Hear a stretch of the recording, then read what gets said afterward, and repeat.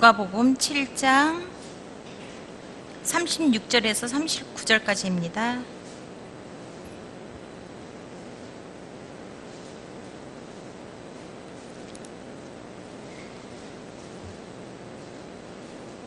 다 찾으신 줄 알고 한 목소리로 봉독하겠습니다. 시작. 한 바리새인이 예수께 자기와 함께 잡수시기를 청하니 이에 바리새인의 집에 들어가 앉으셨을 때에 그 를 지은 한 여자가 있어 예수께서 바리새인의 집에 앉아 계심을 알고 향유 담은 옥합을 가지고 와서 예수의 뒤로 그 발 곁에 서서 울며 눈물로 그 발을 적시고 자기 머리털로 닦고 그 발에 입맞추고 향유를 부으니 예수께서 그것을 보고 마음에 이르되 이 사람이 만일 선지자라면 자기를 만지는 이 여자가 누구며 어떠한 자 곧 죄인인 줄을 알리라. 아멘. 기도하겠습니다. 하나님 감사합니다. 귀하고 복된 날 주시고 또 특별히 이렇게 하나님 앞에 다시 한번 우리의 삶 가운데 있어서 헌신을 다짐할 수 있는 시간을 허락하신 하나님 감사합니다. 하나님 이 시간들을 통하여서 다시 한번 우리의 신앙들을 다잡을 수 있도록 도우시며 더욱더 우리의 남은 생 가운데에 하나님 앞에 온전한 헌신과 충성으로 나아갈 수 있는 루디아 회원들 또한 우리 모두가 될 수 있도록 은혜를 더하여 주시옵소서. 예수님의 이름으로 감사하며 기도드렸습니다. 아멘. 할렐루야. 시간 옆에 분에게 이렇게 인사했으면 좋겠습니다. 다른 말 다 필요 없고요. 전심으로 이렇게 한번 표현하겠습니다. 자, 옆에 분에게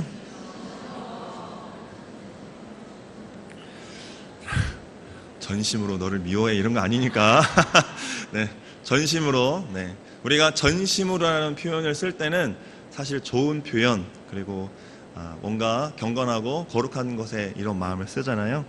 오늘 말씀 가운데에 마지막에 진짜 전심으로 내가 무엇을 드릴지에 대해서 고민할 수 있는 그런 시간이 되었으면 좋겠습니다. 대은교회 혹시 성경 퀴즈대회 같은 거 혹시 하셨었나요? 네. 혹시 대은 성경 퀴즈왕 혹시 누구시죠? 그때마다 달라요. 네. 그렇죠. 네. 우리가 성경에 대해서 많이 알고 싶고 알아가고 또 그렇게 하고 싶지만 우리가 특별히 성경을 볼 때에 성경에 관해서 이 성경에 대해서 정말 많이 알고 있는 사람하고 손 들으라고 하면 아마 둘째 가라면 서러워할 사람들이 있는데 그게 누구냐면 오늘 성경에 나와 있는 바리새인들입니다. 네. 아마 타의 추종을 불허할 만큼 성경 구약을 달달달달 외우고요. 모르는 것이 없을 정도로 굉장히 성경 지식에 해박한 사람들이 바리새인들입니다. 아마 그 당시에 성경 퀴즈 대회가 있었다면 아마 바리새인들이 상품이라는 상품은 다 싹쓸이해 갈 정도로 아마 그만큼 뛰어나고 하나님에 관해서 하나님에 대하여 모르는 것이 없는 사람들이 바리새인들입니다. 그런데 참 안타까운 것은 성경 그 어느 곳을 보더라도 예수님이 바리새인을 칭찬하기보다는 그들의 외식과 그들의 율법주의에 대하여서 예수님이 책망하시는 부분들이 굉장히 많이 나와 있습니다. 곧 그들이 성경에 관한 지식이나 하나님에 대하여 하나님에 관하여는 많이 알고 있었지만 정작 하나님과 친밀한 누림, 믿음, 교제는 없었던 것을 우리는 익히 알고 있습니다. 오늘 본문을 보시면 바리새인 시몬이 예수님을 자기 집에 초청을 합니다. 저녁 만찬에 초대하는 장면이 오늘 나와 있는데요. 예수님을 정말 존경하고 그의 말씀을 듣고 싶어서 초대한 것이 아니라는 것을 오늘 말씀을 보면 쉽게 알 수 있습니다. 만찬회에서 몇 가지 중요한 에티켓이 있어요. 사람을 초대하면 초대한 사람이 해야 될 에티켓이 있는데 귀빈이 오면 입맞춤으로 환영하는 것이 기본적인 관례입니다. 그런데 나와 사회적인 계급이 동급 정도 되면 그의 볼에 뽀뽀를 하는 것이 에티켓입니다. 그런데 나보다 사회 등급이 높은 분이 오시면 그의 손등에 키스를 하는 것이 관례였습니다. 인사할 때 입맞춤을 빼면 노골적으로 나는 너를 무시한다 라고 이렇게 생각을 하시면 되겠습니다.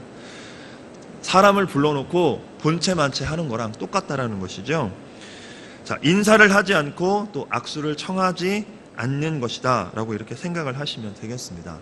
이러한 에티켓에 더하여서 이 1세기 고대 중근동 지방에서 또 다른 에티켓이 있는데 그게 뭐냐면 발 씻을 물을 갖다 주는 거예요. 다들 아시죠? 그런데 정말 귀한 손님이 오면요, 주인이 직접 그 발을 닦아드립니다. 그런데 어쨌든 손님이 오시면 그러니까 내가 생각하는 그런 귀한 손님 정도가 아니면 종이 그 발을 닦아준다라는 거죠. 그러니까 최소한 발 씻을 물은 주어야 하는 것이 기본 에티켓이라는 것입니다. 그런데 오늘 성경 보시면 뒤에 가서 또 정확하게 나오겠지만 그 정말 귀한 손님이 오시면요, 그의 머리에 기름을 부을 기름을 제공한다라는 것이죠. 정말 막 상품의 기름을 제공하지 않을지라도 머리에 부을 기름을 드린다라는 것은 내가 정말 당신을 존경합니다, 인정합니다 라는 뜻이 그 안에 들어 있었다라는 것이죠. 그런데 오늘 본문을 보면요, 예수님이 머리에 부을 기름 받기는커녕 손님 대접을 하나도 받지 못하는 상황이 계속적으로 나오게 됩니다. 우리가 이렇게 생각할 수 있죠. 에이, 몰라서 그럴 수도 있지. 에이, 너무 사람 초대해놓고 너무 긴장해서 그럴 수도 있지 라고 생각할 수 있지만, 제가 서두에 말씀드렸다시피 바리새인은 어떤 사람들이라고요? 성경에 능통한 사람들이에요. 성경에 달달달달 외우는 사람들이고요. 그 당시 그 율법을 다 누가 만들었습니까? 바리새인들이 만들었다는 거죠. 자, 그렇다면 그가 몰라서 예수님을 대접하지 못하고 예수님을 섬기지 못했다라는 핑계는 핑계가 될 수 없다라는 것이죠. 바리새인들이 평생을 성경을 연구하는데요, 12살 정도가 되면 구약의 한 12권 정도를 외운답니다. 12살 정도가 되면. 그리고 15살 정도가 되면요, 구약 전체, 그러니까 모세오경은 그냥 기본 처음부터 끝까지 그냥 줄줄줄줄 암송할 정도로 그렇게 어렸을 때부터 말씀을 외우고 공부하고 익히는 자들이라는 것이죠. 그런데 참 신기한 거 있죠. 이렇게 성경을 달달달달 알아요. 이렇게 성경에 대해서 모르는 게 없어요. 성경에 뭐라고 쓰여 있는지 눈만 감으면 몇 장 몇 절 하면 그냥 줄줄줄줄 외우는 사람들인데요, 참 신기한 게 바로 그 사람 앞에 메시아 구원자이신 예수 그리스도가 있는데도요 못 알아봐요.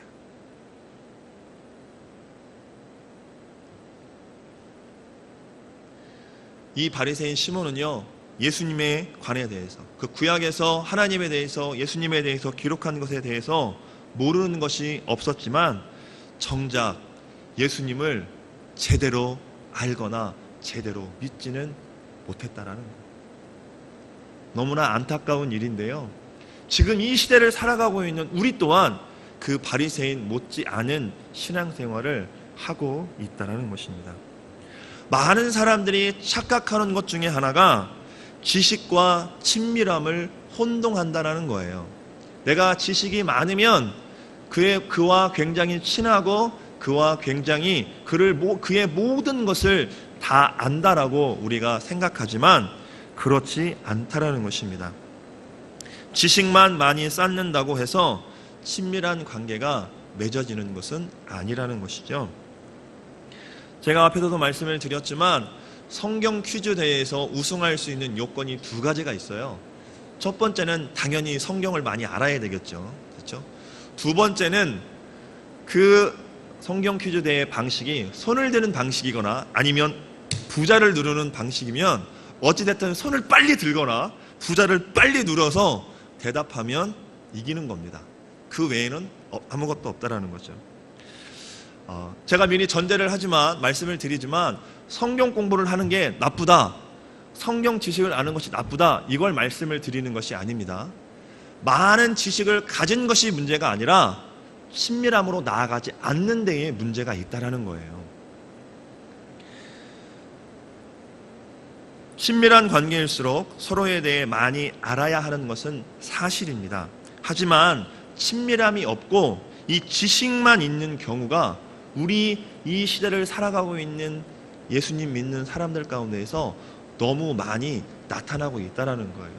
그래서 여러분, 어떤 사람들은요, 성경 공부, 여러 가지 성경 공부가 있는데요, 그 성경 공부를 수료한 수료증을 자랑하면서 나는 정말 신앙이 좋고 믿음이 좋은 사람이라고 착각하는 사람이 있다는 거예요. 많은 프로그램이나 많은 이런 것들을 수료해가면서 그 수료증과 자격증과 이런 것들이 쌓여가는 것이 내 신앙이 성장하는 것으로 착각하는 사람들이 정말 많다라는 거예요, 이 시대에. 그러면 제가 아내가 있습니다. 제가 아내가 있는데 제가 아내를 어떻게 하냐면 머리로 알아요. 저 여자는 이걸 사주면 좋아하고 저 여자는 이렇게 하면 싫어하고 그래요. 근데 엄연히 대한민국 법적상 부부라고 되어 있어요. 그게 부부인가요? 그게 부부일까요? 우리가 진짜 아는 부부하고는 좀 다르잖아요. 그렇죠. 저는요, 제 아내가 뭘 하면 좋아하는지 알아요. 제가 어떻게 하면 웃을 수 있고 제가 어떻게 하면 울릴 수 있는지를 저는 알아요. 근데 그거를 공부해가지고 알 수 있나요? 몰라요. 정말 제가 아내와 친밀한 관계가 있을 때라만 진짜 제가 아내의 모든 것을 안다라고 말할 수 있다라는 것이죠. 따라서 제가 앞서도 말씀을 드렸지만 지식은 분명히 친밀함의 일부예요. 친밀하려면 알아야 돼요. 그건 맞습니다. 그러나 지식이 있다고 해서 꼭 친밀함까지 나아가는 것은 아니라는 거죠. 네. 이 말이 조금 헷갈릴 수 있지만 한번 곰곰이 생각해 보세요. 내가 정말 성경 지식이 많다고 해서 예수님 제대로 아는 겁니까? 내가 성경 백독 천독했다고 예수님 제대로 아는 건가요? 그렇지 않은 경우도 많다라는 것입니다. 성경에서 이 친밀한 관계를 가장 잘 표현한 말은 알다라는 표현인데요. 창세기 4장 1절에 그 관계에 대해서 처음 이 단어가 사용이 됩니다. 4장 1절에 아담이 그의 아내 하와와 동침하매 라고 이렇게 성경이 기록하고 있죠. 여기서 알다라는 건 히브리어로 많이 들어보셨죠? 뭐죠? 야다. 성경에서는 이 야다라는 것을 동침이라는 번역으로 많이 이렇게 번역을 해 놓았습니다. 곧 야다, 이 알다라는 것은 뭐예요? 그냥 가벼운 지식적인 알미 아니라 깊이 있는 뭐예요? 관계 가운데에 깊이 있게 교제하고 친밀하게 알아가는 것, 그게 알다, 야다라는 표현이라는 것입니다. 그러니까 모든 삶의 차원에서 그를 알아가는 것, 그것이 야다라는 것이죠. 하나님은 우리에게 바로 이런 종류의 알을 원하세요. 그러니까 하나님과 우리 사이에 있어서 그냥 우리가 하나님을 알 때, 즉 예수님을 알 때, 예수님은 어디서 태어났어? 베들레헴에서 태어났어. 어디서 자랐어? 갈릴리 나사렛에서 태어났어. 몇 살부터 사역 시작했어? 34에 시작했어. 몇 살 때 죽었대? 33살에 죽었대. 이거는 예수님에 관하여 아는 거잖아요. 근데 우리가 알고 싶은 건 뭐예요? 예수님을 알고 싶은 거잖아요. 그렇죠? 그래서 하나님은 이미 구약에서 그렇게 깊이 있게 친밀하게 알기를 원하시는 것들을 여러 곳곳에 표현을 해놓으셨는데요. 대표적으로 시편 139편에 보시면 이렇게 되어 있습니다. 제가 한번 읽어드리겠습니다. 여호와여, 주께서 나를 살펴보셨으므로 나를 아시나이다. 주께서 내가 앉고 일어섬을 아시고 멀리서도 나의 생각을 밝히 아시오며 나의 모든 길과 내가 눕는 것을 살펴보셨으므로 나의 모든 행위를 익히 아시오니 여호와여, 내 혀의 말을 알지 못하는 것이 하나도 없으시니이다 라고 되어 있어요. 저는 히브리어나 헬라어 이렇게 원어적으로 잘 알지 못하지만 제가 이렇게 사전을 찾아보니까 모든 그 아십니다라는 알다라는 표현에 다 야다가 들어가 있어요. 여러분, 이렇듯 남편과 아내의 그 연합을 지칭하는 표현, 정말 깊이 있는 그 친밀함의 알미, 하나님과 우리 사이 알미에 대해서도 하나님이 동일하게 사용하고 계신다라는 거죠. 주님이 우리에게 진정으로 원하시는 것이 무엇이냐? 지식적인 암, 이거 필요합니다. 플러스 인격적인 친밀한 교제를 우리 주님은 우리에게 원하고 계신다라는 거죠. 자, 그러면 오늘 말씀을 한번 돌아가서 한번 보실까요?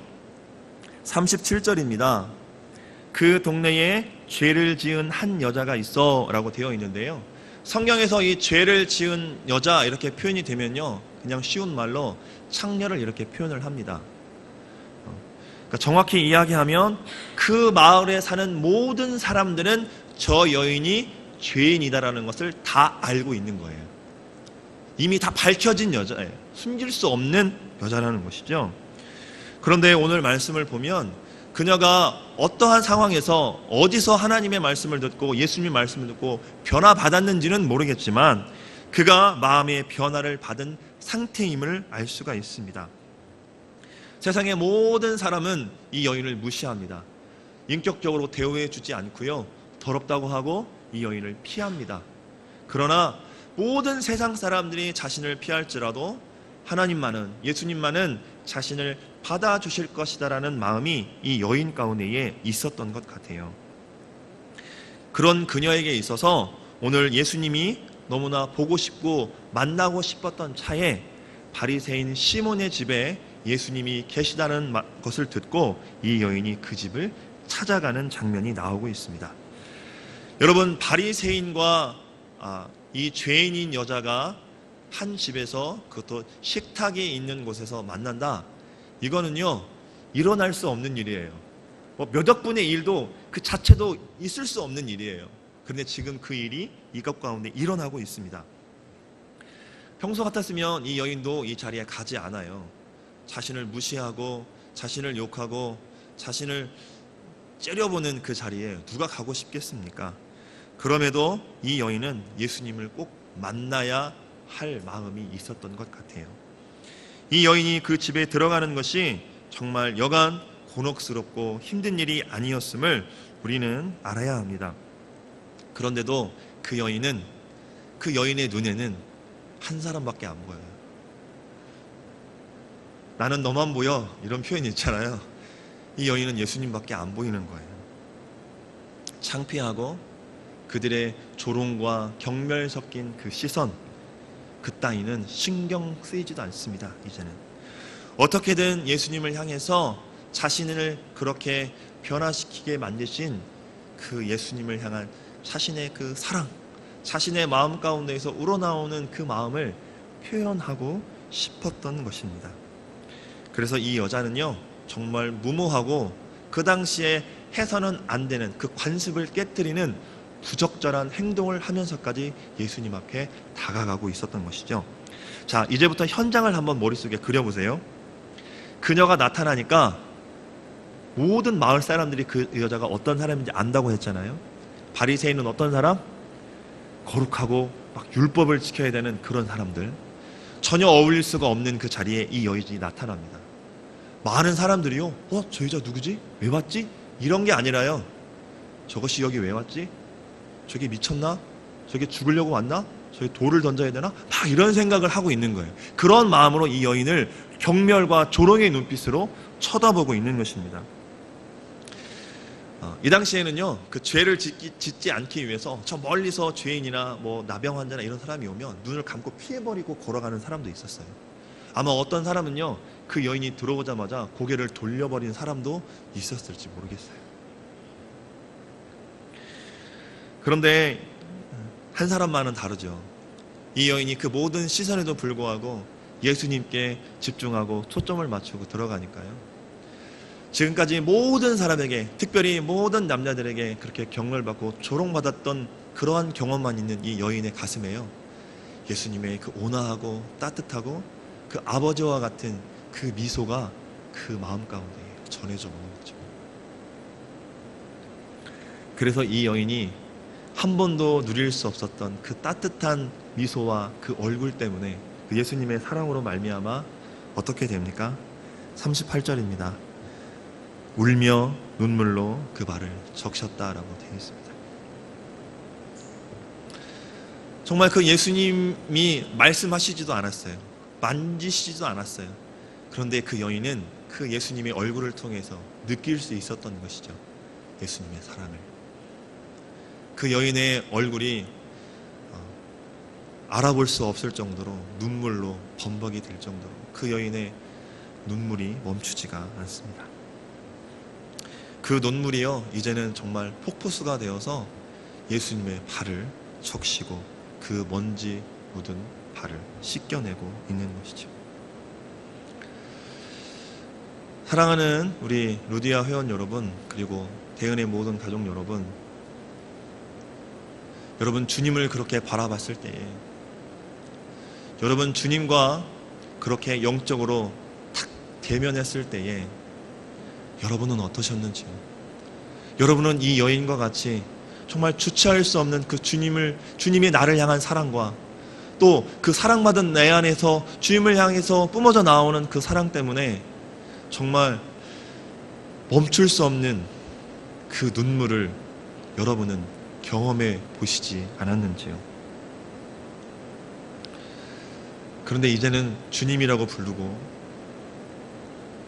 주의 십자가를 기억하고 기도해도 어느샌가 내 안에 이 찡한 것들이 사라졌습니다. 눈물이 메말랐습니다.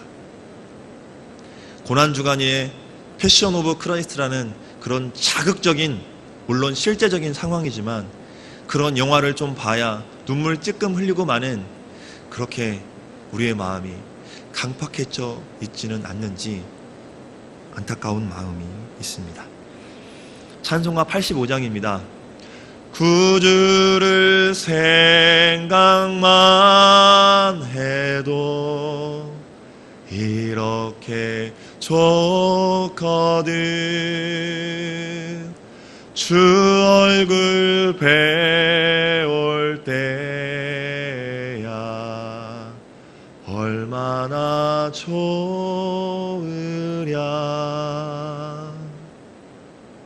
생각만 해도 좋을 때가 있었어요.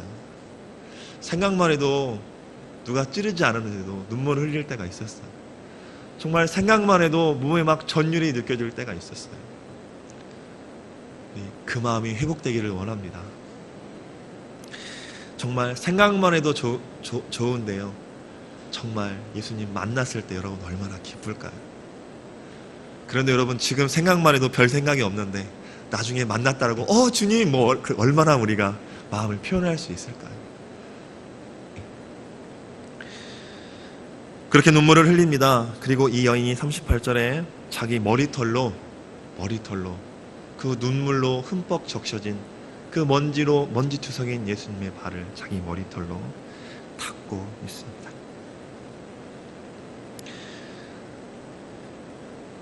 여인이 수건을 좀 주세요 라고 요청할 수 있는 상황이 아닙니다. 그래서 여인이 생각해낸 것은 자신의 머리를 풀렀던 거죠.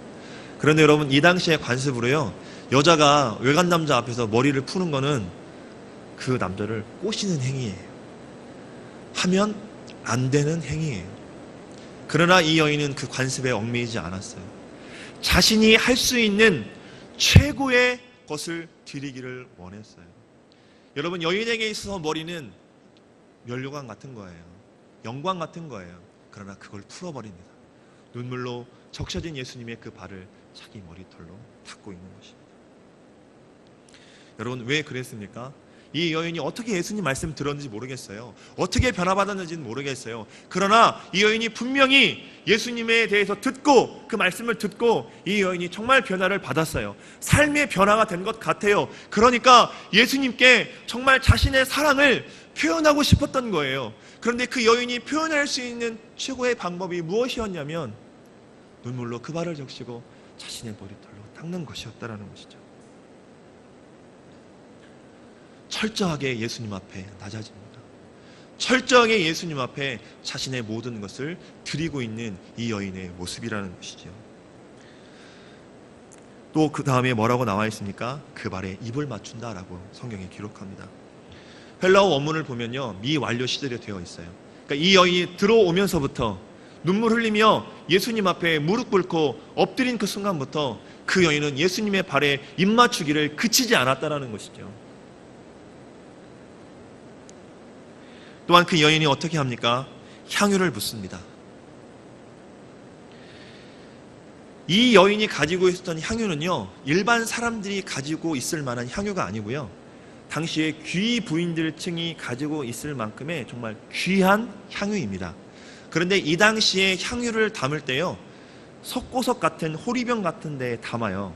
그래서 이거는 한번 쓰면 다시 밀봉하거나 하는 게 아니라, 그래서 오늘 성경을 보면 옥합을 깨트린다라는 표현들이 많이 나오는데요, 목을 치는 거예요.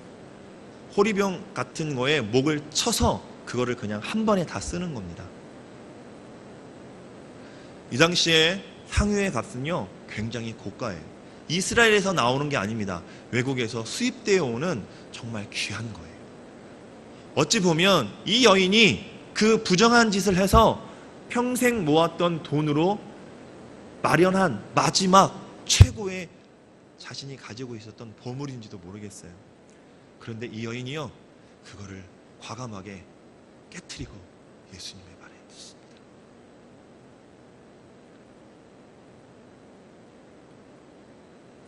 여러분, 이 여인이 부은 그 향유 옥합은요, 그냥 단순한 향수가 아니라요, 어떻게 보면 그녀의 전 인생의 삶을 주님 앞에 쏟아 부은 것이죠.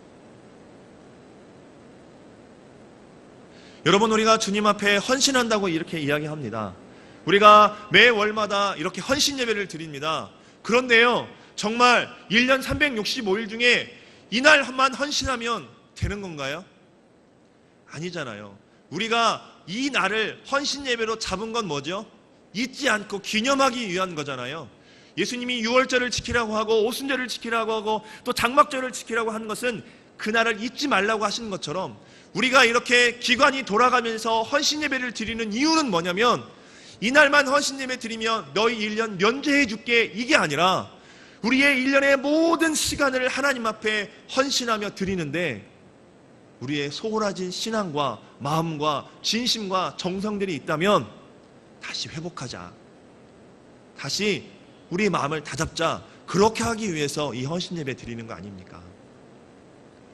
이 여인이 자신의 전 삶을 하나님 앞에 내어드렸던 것처럼, 우리 누리아 회원들, 아니 대은의 모든 가족들, 매일매일의 여러분의 삶과 인생이 하나님 앞에 여러분의 인생 전체를 내어드리는 진정한 헌신과 충성의 삶이 되기를 주님의 이름으로 축복합니다. 여러분, 정말 이 여인이 이렇게 살았어요. 이렇게 지금 행동을 하고 있습니다. 그런데요, 이 상황을 보고 있던 바리새인 이 시몬이 얼마나 못마땅했는지 모릅니다. 얼마나 안 입고 하는지 모르겠습니다. 이 상황 가운데에 바리새인 시몬이 이야기하죠.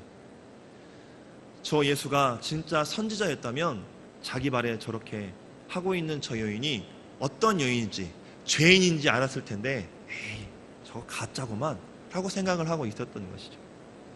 속으로만. 그런데 예수님이 그 마음을 아셨습니다. 그 마음을 아시고 예수님이 비유를 통하여서 말씀을 하시죠. 어떤 사람이, 돈 많은 사람이 있는데 두 사람이 빚을 졌다. 그런데 한 사람은 500데나리온의 빚을 졌고 또 한 사람은 50데나리온의 빚을 졌다. 그런데 이 빌려준 자가 500데나리온, 50데나리온 둘 다 안 갚아도 된다라고 그 둘 다 탕감해 주었다. 둘 중에, 이 빚을 진 사람 둘 중에 누가 더 돈 빌려준 사람을 사랑하겠느냐라고 예수님이 물어봅니다. 당연히 누구겠어요? 500데나리온이죠. 그래서 시몬이 대답하죠. 탕감을 많이 받은 사람입니다 라고 표현합니다.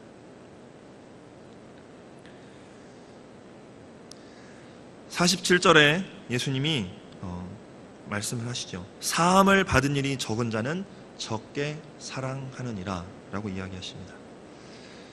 여러분은 하나님 앞에 적게 사함받은 사람입니까? 아니면 많이 사함받은 사람입니까?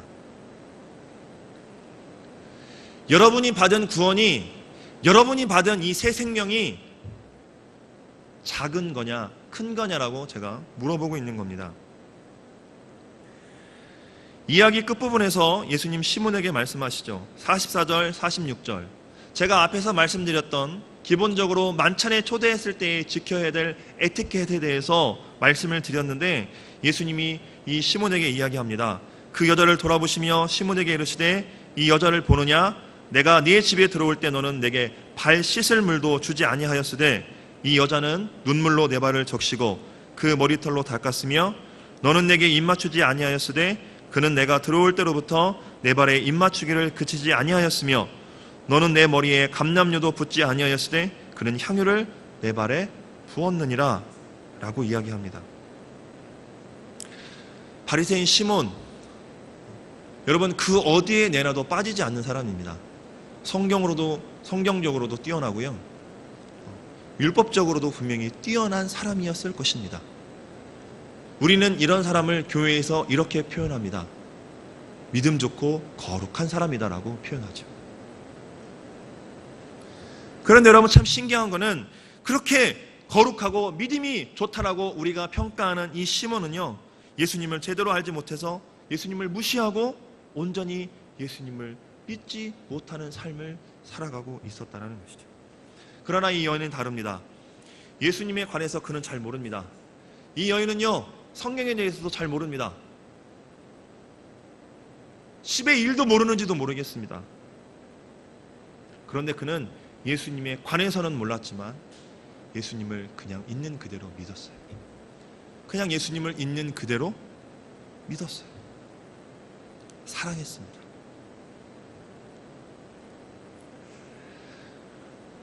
오늘 루디아 회원들에게 도전하고 싶습니다. 아니요, 우리 모두에게 도전하고 싶습니다.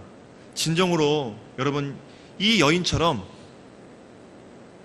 상황과 환경과 여건들이 예수님을 만나러 가는 것 가운데에 녹록치 않고 허락하지 않고 힘들고 어려운 과정이었지만 이 여인이 어땠습니까? 그 예수님을 만나기 위해서, 그 예수님과 짧은 시간일지라도 친밀한 시간을 누리기 위해서 그 자리로 들어갔던 것처럼, 여러분 삶 가운데의 상황과 환경과 여건 핑계 대지 마시고 정말 예수님과 좀 그 친밀한 시간을 보내기 위해서 예수님 앞에 여러분의 시간을 좀 들이시면 안 되겠습니까? 여러분, 이 여인이 자신의 머리털을 풀고 예수님의 발을 닦았듯이, 그리고 그의 전부였는지도 모를 그 향이 옥합을 깨뜨려 예수님께 부었듯이, 여러분의 남은 시간을 예수님 앞에 드리는 것이 아니라 여러분의 전 인생을 좀 예수님 앞에, 이제 남은 인생이라도 예수님 앞에 좀 쏟아 부으시면서 살아가지 않으시겠습니까? 정말 이 여인처럼 이제는 굳어져서 언제 눈물을 흘렸는지 모르겠고 그냥 시시한 드라마를 통해서만 눈물을 흘리는 그런 강팍한 마음이 아니라 정말 주님이라고 불러서 그 멈출 수 없는 눈물이 나왔던 그 첫사랑을 회복함으로 여러분 주님 앞에 여러분의 사랑을 좀 표현하면서 살아가시지는 않겠습니까?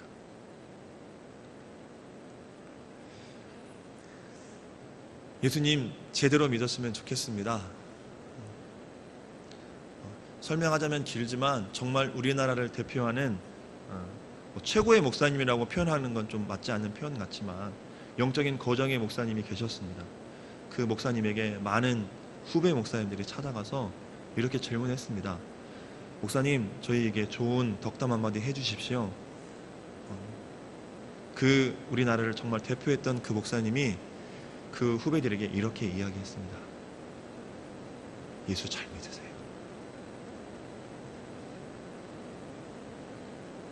여러분, 예수 잘 믿으세요라는 이 표현이요, 참 아무렇지도 않은 것 같지만 정말 어려운 것 같습니다. 제가 오늘 설교 제목을요, 반쪽짜리의 마음이라고 정했습니다. 여러분, 바리새인은요, 그 어느 것 하나 흠잡을 수 없는 사람이었던 것 같아요. 그런데요, 제가 생각할 때 예수님은요, 그 사람에게 너는 반쪽밖에 안 돼 라고 말씀하셨던 것 같아요. 그런데 예수님에 관해서 좀 성경에 대해서 좀 잘 모르지만 그냥 있는 모습 그대로 예수님을 믿고 그를 사랑하고 그를 따르는 이 여인에게는요, 예수님이 그래 넌 됐어 라고 말씀하신 것 같아요.